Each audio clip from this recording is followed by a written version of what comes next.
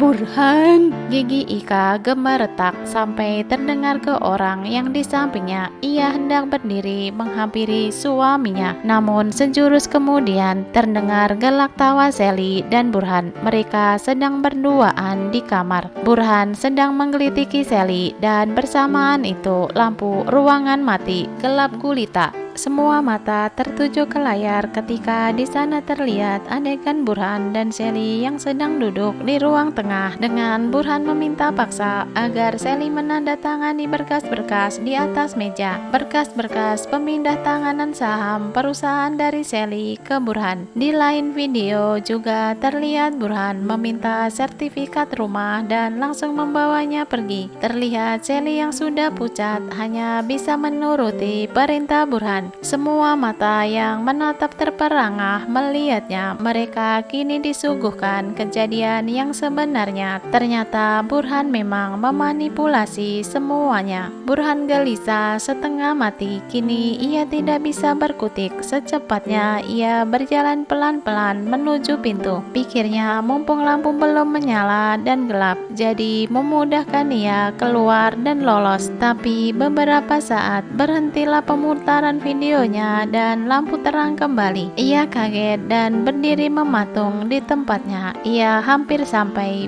di pintu keluar. Bersamaan itu pintu terbuka. Semua orang menatap ke arah pintu. Burhan terbeliak melihat Dr. Arjun. Di samping Dr. Arjun ada Vira dan Aksan. Di belakang mereka berdiri tim pengacara perusahaan, keluarga Teja Kusuma dan pihak kepolisian. Sayalah yang merencanakan ini semua, Om Burhan. Suara Vira mengagetkan Burhan karena memang ia tidak tahu jika Vira memakai cadar. Kamu Vira? Iya, aku Vira. Om Burhan, mau kemana? Burhan baru sadar jika ia terjebak tidak bisa keluar dari ruangan tersebut. Ia mengalihkan tatapannya ke sebelah kirinya. Di sana telah berdiri Ika dengan wajah yang masih terlihat sinis. Kenapa? Diam saja Om. Selama ini Vira percaya kalau Om teman Papa, tapi nyatanya Om menusuk dari belakang. Bukti-bukti lengkapnya sudah di tangan yang berwajib. Tadi hanya sebagian saja. Silakan menikmati indahnya rumah jeruji. Silakan bapak-bapak polisi, tangkap dia. Beberapa polisi maju dan menangkap Burhan.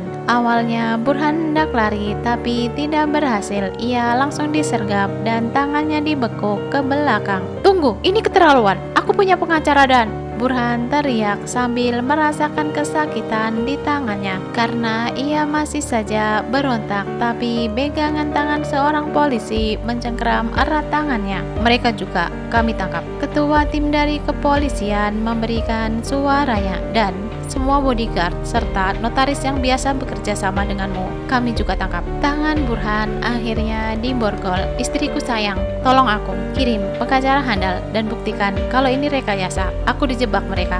Apa kau bilang? Rekayasa? Kamulah yang merekayasa semuanya. Sayang, kita suami istri dan ini semua aku lakukan demi kamu. Demi aku. Kamu bahkan menyebutku bodoh. Tapi memang benar aku bodoh karena telah mencintai laki-laki sepertimu. Aku dibutakan akan cintaku kepadamu dan percaya sepenuhnya kepadamu. Kamu hanya mementingkan dirimu sendiri. Kau keterlaluan, Burhan. Ika menitikkan air matanya. Sayang, apa kau bilang? Sayang, sayang. Enak saja bilang begitu. Aku bukan sayangmu. Panggil saja wanitamu itu. Banyak kan wanitamu dan suruh mereka menemanimu di balik jeruji. Ika, ya, mulai saat ini aku bukan istrimu lagi. Aku akan menggugat cerai kamu. Nantikan pengacaraku mendatangimu. Kelakuanmu dan anakmu sama saja, setali tiga uang. Apa dosaku hingga bisa menikah denganmu? Bawa dia pergi segera, Pak. Aku muak melihat wajahnya. Ika langsung memalingkan wajahnya dengan muka yang merah padam. Masih terlihat air mata yang basah di pipinya. Pihak kepolisian langsung membawa Burhan dan komplotannya keluar. Terima kasih Pak. Vira mengangguk kecil ke ketua tim polisi. Sama-sama Nyonya. Semua orang menatap ke arah Vira, Aksan dan Dr. Arjun. Mereka masih berdiri dan hendak duduk di kursi. Ika berjalan mendekati Vira. Nak Vira, Tante mau minta maaf. Tante tidak tahu dan tidak menyangkanya. Semuanya aku kembalikan ke kamu. Untuk mansion, aku akan segera pindah hari ini juga. Sekali lagi, aku minta maaf Nak Vira. Iya Tante, Tante tidak bersalah. Vira juga minta maaf karena telah membuat Tante seperti ini. Tapi inilah jalan satu-satunya yang bisa Vira lakukan Tante. Iya sayang, Tante mengerti kok. Ika memeluk Vira dan berbisik, aku ingin kopian bukti lengkap video dan rekaman suara Burhan untuk bukti ke Papa dan pengadilan agama. Iya Tante, nanti saya kirim. Makasih Vi. Sama-sama. Ika mengurai pelukannya dan cipika-cipiki dengan Vira. Kamu anak baik, semoga kebahagiaan bersamamu dan perusahaan ini semoga tetap jaya. Amin. Makasih Tante. Ika tersenyum dan berbalik berjalan mendekati meja, lalu menjondongkan badannya. Ia memencet mikrofon dan mikrofonnya pun menyala merah. Untuk semuanya, bapak-bapak dan ibu-ibu semua para pemegang saham, saya Ika Prameswari dari lubuk hatiku yang paling dalam meminta maaf yang sebesar-besarnya dan maaf juga atas keresahan yang timbul akibat rumor pengambil alihan saham. Mohon maaf. Ika menunduk dan berdiri tegak lalu mengangguk dalam sampai sedikit membungkuk. Ia meminta maaf kepada semua hadirin di ruang rapat. Semua orang berdiri, mereka mengapresiasi atas tindakan Ika yang langsung meminta maaf dan menyerahkan kembali saham kepada Vira.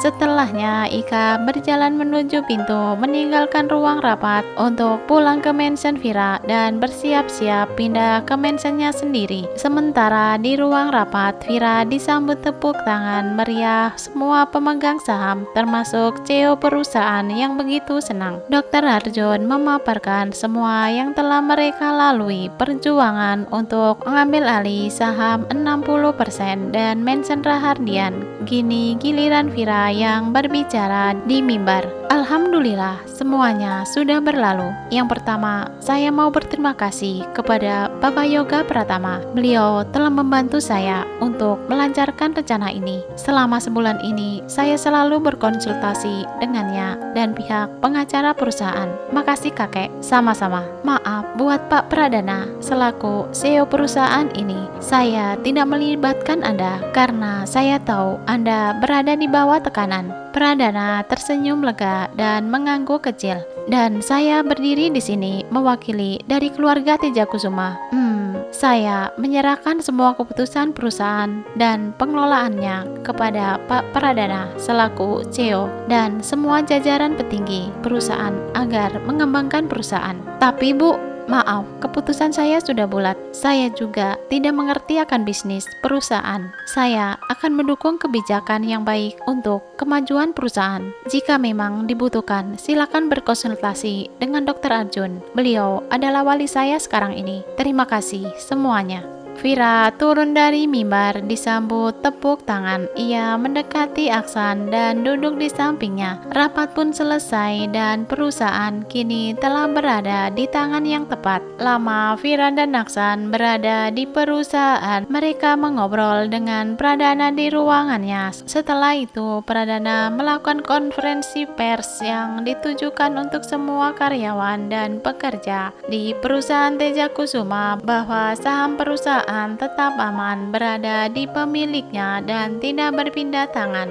Di lobi terlihat layar yang lebar seperti Videotron dan semua karyawan berhenti untuk menyaksikannya. Terlihat CEO Pradana didampingi Vira, Aksan, dan Dr. Arjun mengumumkan bahwa perusahaan tetap berada di bawah kekuasaan Tejakusuma dan disambut sorak oleh semua karyawan. Mereka semua berbahagia.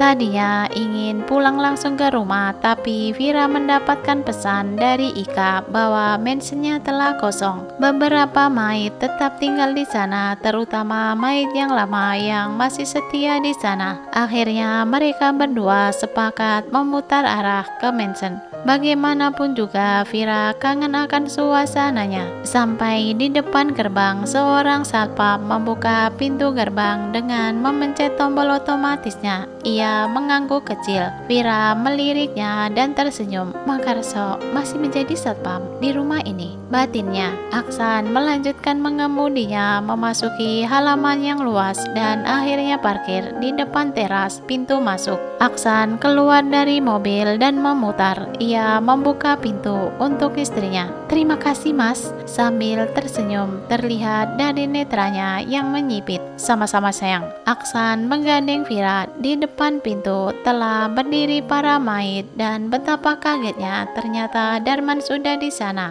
"Selamat datang di rumah kembali, Tuan dan Nyonya." Suara khas Darman menyambut Aksan dan Vira. Para maid yang lain menundukkan kepalanya. "Pak Darman sudah di sini? Bapak memanggilku Nyonya?" "Iya, Nyonya Vira. Saya ditelepon Nyonya Ika agar segera datang ke sini. Maaf, Anda kan sudah menikah?" Vira dan Aksan masuk diikuti Darman di belakangnya. Mereka kini berada di ruang tamu dan Vira berdiri melihat sekeliling. Ia tersenyum. "Masuk, sayang." Vira mengangguk ke Aksan dan tangannya memegang lengan suaminya. Perasaannya campur-campur antara senang, sedih, dan kesal. Akhirnya Aksan menggenggam tangan istrinya itu. Kini mereka berjalan bergandengan tangan menuju ruang keluarga. "Pak Darman, apakah kamarku masih dikunci atau masih terkunci, Nyonya? Sejak Anda pergi tidak ada yang memasukinya. Bahkan menurut Nyonya Ika, dia juga tidak punya keinginan untuk mengganti password. Mungkin sekarang sudah berdebu."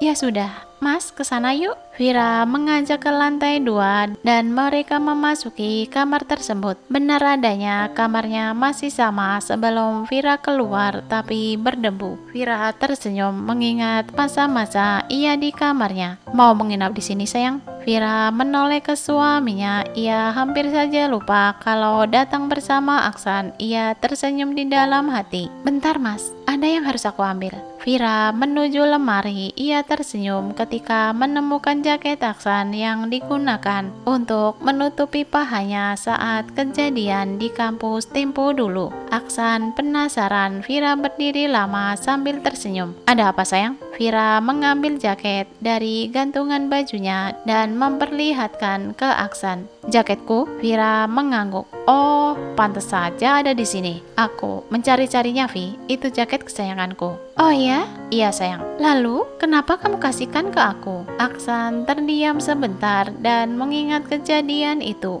"Habisnya, bajumu sobek dan memperlihatkan bagian bawah yang indah. Jika di rumah sakit pada melihatnya, bisa bahaya. Kan kamu akan jadi tontonan, sayang." "Oh gitu, makasih." Vira mendekati suaminya dan memeluknya. "Engkau melindungiku saat itu." "Sama-sama, sayang." Mereka saling melempar senyum dan kepala mereka begitu dekat beberapa saat hingga Aksan melihat seseorang berjalan keluar dengan tergesa-gesa. Memang pintu tidak ditutup. "Ada apa, Pak Darman?" Yang dipanggil langsung berhenti dan menundukkan kepala. "Maaf, Tuan Aksan, saya..."